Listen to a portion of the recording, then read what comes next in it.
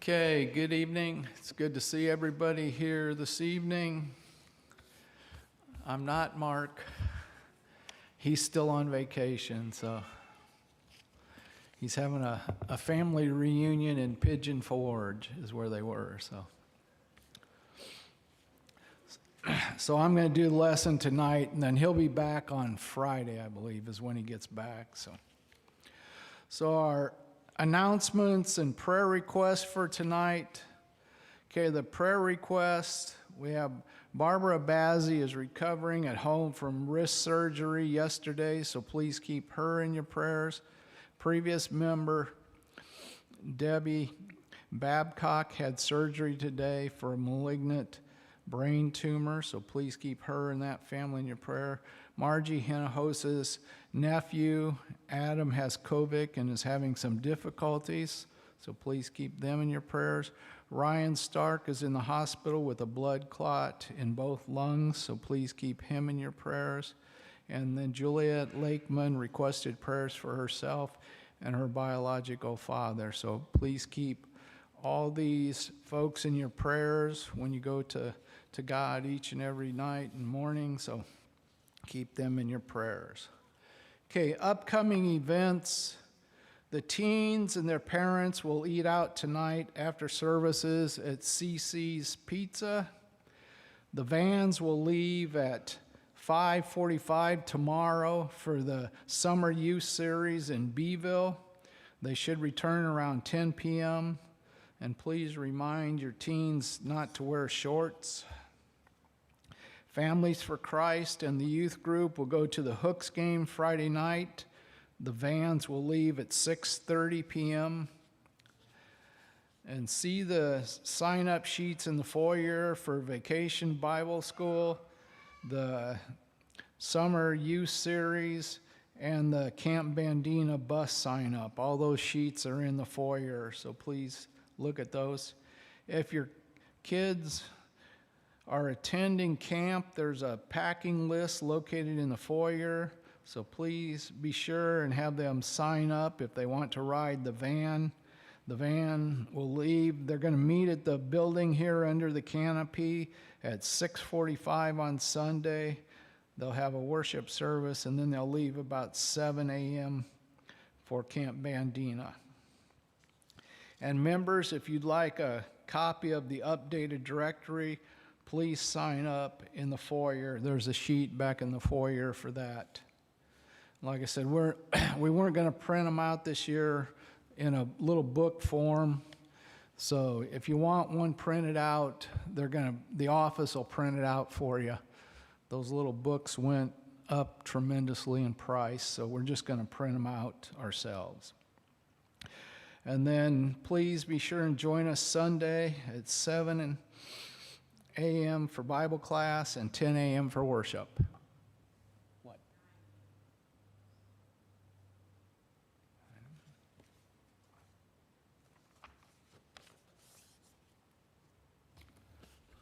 Okay.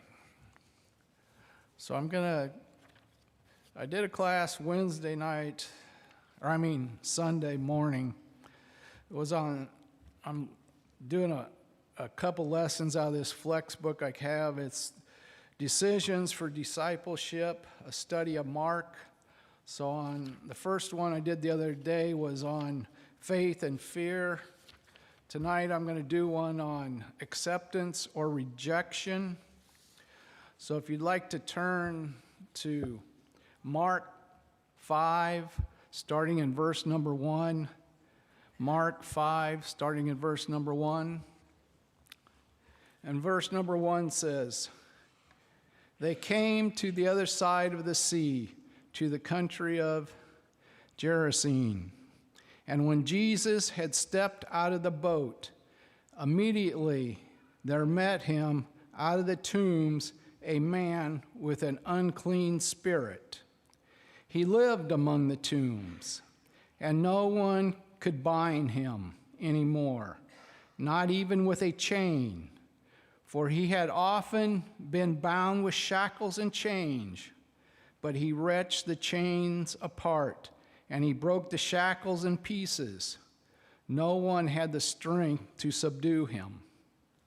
Night and day among the tombs, on the mountains, he was always crying out and cutting himself with stones. And when he saw Jesus from afar, he ran and fell down before him and cried out with a loud voice. He said, "What have you to do with me, Jesus, Son of the Most High God? You adjure me? By God, do not torture me." For he was saying to him, "Come out of the man, you unclean spirit." And Jesus asked him, "What is your name?" He replied, "My name is Legion, for there are many." And he begged him earnestly, "Do not send them out of the country."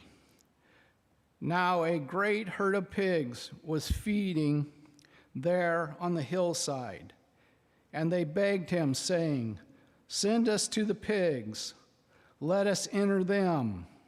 So he gave them permission. And the unclean spirits came out and entered the pigs, and the herd, numbering about 2,000, rushed down the steep bank into the sea and were drowned in the sea. The herdsmen fled and told it in the city and in the country, and people came to see what it was that had happened. And they came to Jesus and saw the demon-possessed man, the one who had the legion, sitting there, clothed in his right mind, and they were afraid. And those who had seen it described to them what had happened to the demon-possessed man and to the pigs. And they began to beg Jesus to depart from their region. As he was getting into the boat, the man who had been possessed with demons begged him that he might be with him. And he did not permit him, but said to him, "Go home to your friends and tell them how much the Lord has done for you and how he has had mercy on you."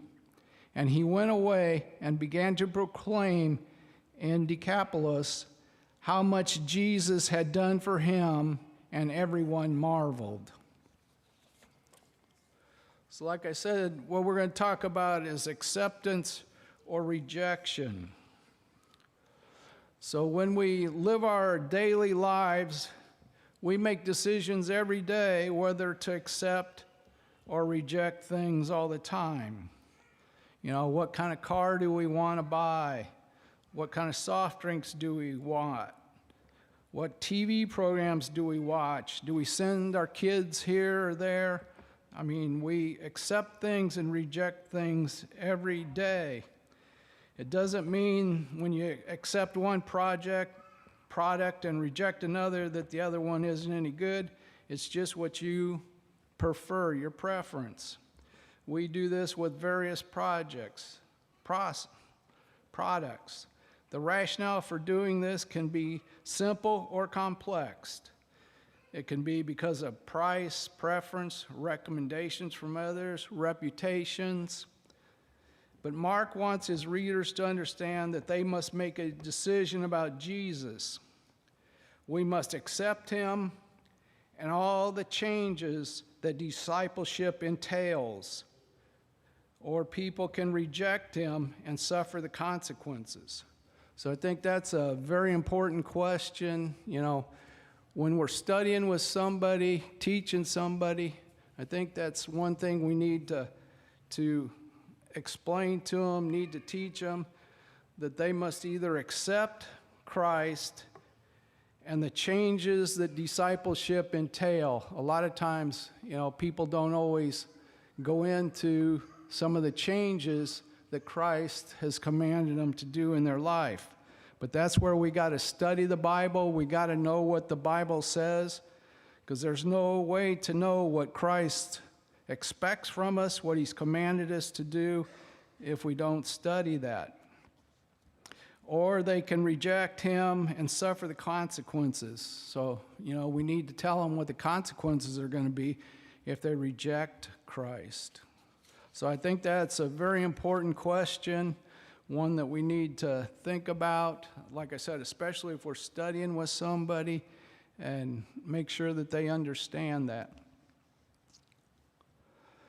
So it says, the disciples and Jesus had traveled across the Sea of Galilee, and they entered a place that was not Jewish controlled. So the country they went into was not part of the Jewish nation. And maybe, what Christ was doing was maybe trying to get away, have some alone time. They had, before this in Mark 4, we had talked crossing of the sea, and where Christ calmed the waters and rebuked the winds, how nature listened to him.